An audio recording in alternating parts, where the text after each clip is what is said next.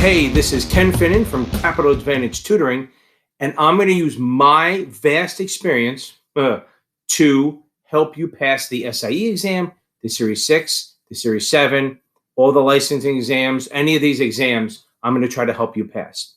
If you really like my stuff, please hit like and subscribe and share. The other part is hit like now. There you go. Okay, so now, God, I sound like I'm pandering. Sorry about that.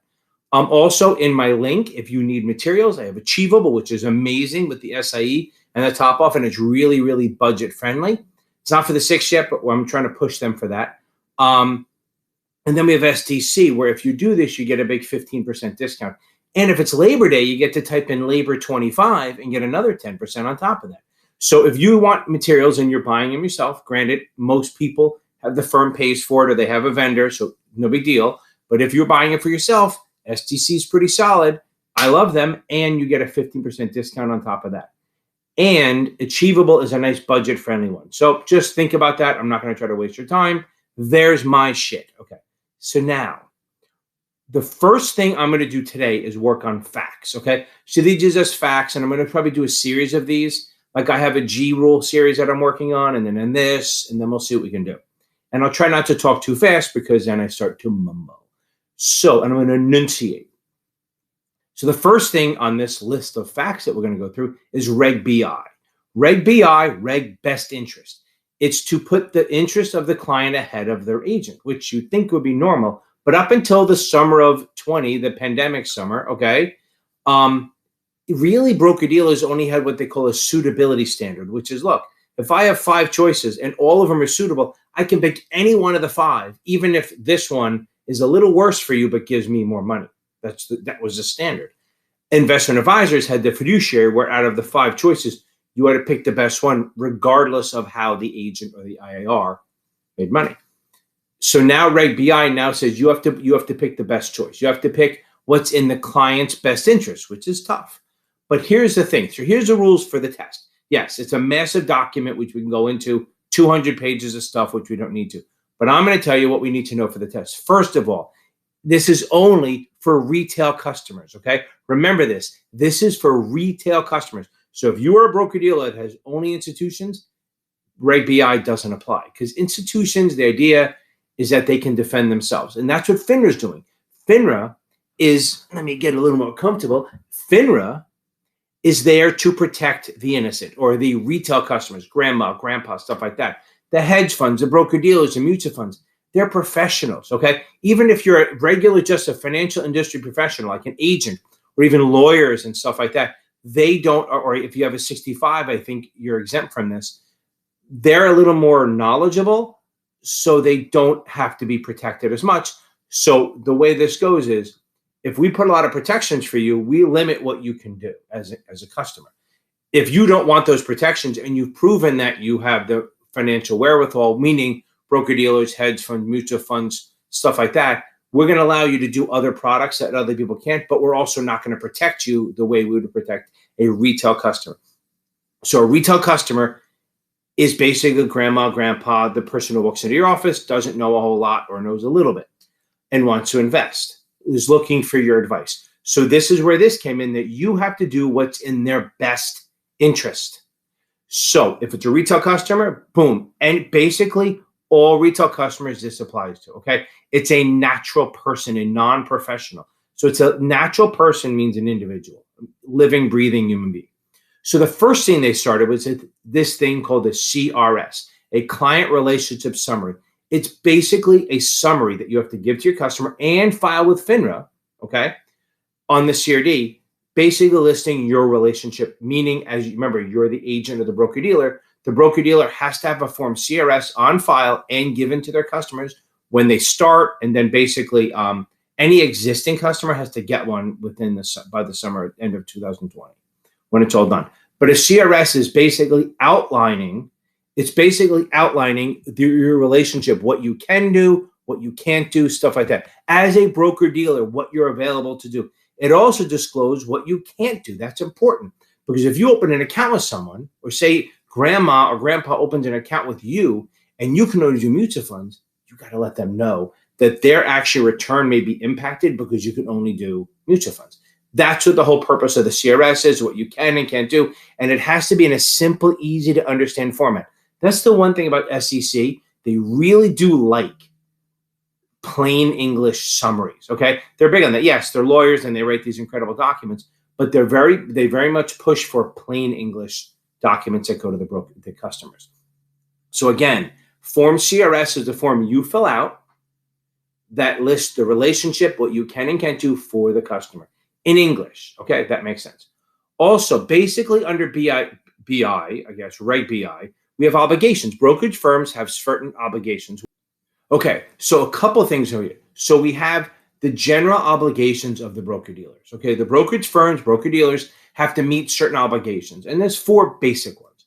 One is disclosure. You have to disclose any relevant information about the recommendation you make. Who made it? What kind of experience the person has? Kind of where we're coming from, just so the customer understands where we are. You also have to exercise care, okay? So care is saying that you have to actually do some due diligence before you make a recommendation. You can't just up and say, hey, buy Tesla and thank me in 2 years, which you see all the time. Retail people throw that out there. So if you're working for brokerage firm, broker-dealer, and you're an agent, under Reg BI, you have to disclose, and you have to all about the recommendation, and you have to take care that you've done your due diligence when you're making the recommendation. It's reasonable. That doesn't mean you have to be right all the time. It doesn't. It doesn't matter that at all. What happens is you just have to say, I've done as much due diligence as I reasonably should to make sure that this recommendation that I'm making is good for the customer and is an accurate one as far as we go. Okay. Then we have conflicts of interest. Conflicts of interest happen all the time. Everyone has some sort of conflict, like your father's a CEO, or your dad's running for the council member, or the firm owns a major portion of the firm, that the recommendation that the stock that you're recommending, stuff like that. That's okay as long as you disclose it. And the firm has policies and procedures to manage that, to make sure that it's being addressed and handled, and making sure that you're not actually, screwing your customer over. So we have to, again, reasonable is the word. We have to make these policies and procedures that are reasonably designed to prevent problems with conflicts of interest. Conflicts of interest happen. It doesn't mean you can't do something. It means you have to disclose it. And then the last part is we have to establish written procedures to enforce the Reg BI. So basically, you can't just go, hey, don't worry about BI. There has to be policies and procedures in your manual, the compliance manual you guys get, that is going to explain how we're going to comply and how we're going to make sure that we comply with Reg BI, okay? So keep in mind that the whole point here is that it's trying to protect a retail customer and do what's best for them. So here's the deal on this, okay? So they also go into the suitability, which takes regular suitability and jacks it up to this best interest. Now, if you go back, usually the rules on a retail customer are, if somebody has over 50 million in assets, they're not retail, they're more institutional. BI doesn't say that. If you're a living, breathing human being, it applies. So if your customer is a living, breathing human being, the FINRA's Reg BI applies. Boom. Okay. So we have titles. So what they change is, for the years and years, firms would call themselves investment advisors and stuff like that. So what happens is the Reg BI came in and said, no more.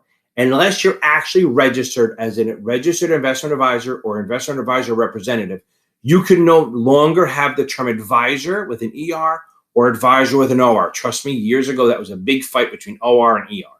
Now it doesn't matter.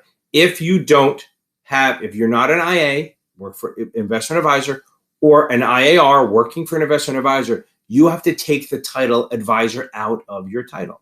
You can't use it anymore unless you get the Series 65 or 66 and start doing that, okay? That makes sense.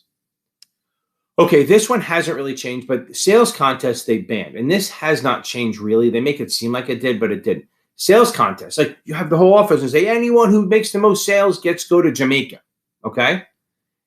They have always kind of allowed that, but here's what it is.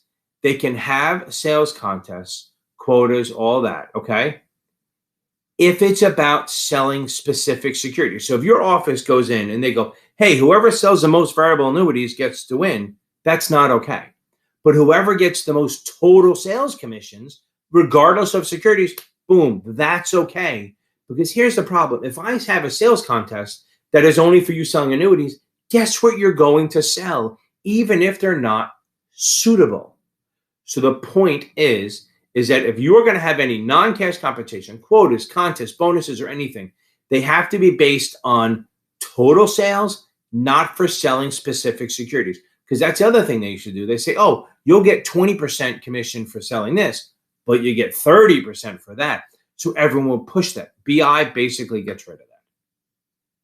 Okay, guys, thanks a lot for listening. That's Reg BI. I'm going to do a whole series of these facts. If you're interested where you can get some of this information, please go to not my website. You can go to my website if you want, but that doesn't help you. Go into the links in my description, and you can go get the STC program and see some of this information in written form and all their other great information. So again, thank you for listening. If you're really bored, go follow my Blue Collar Finance thing. Please like and subscribe and share if you like this, and let's go beat this thing. You got this, guys.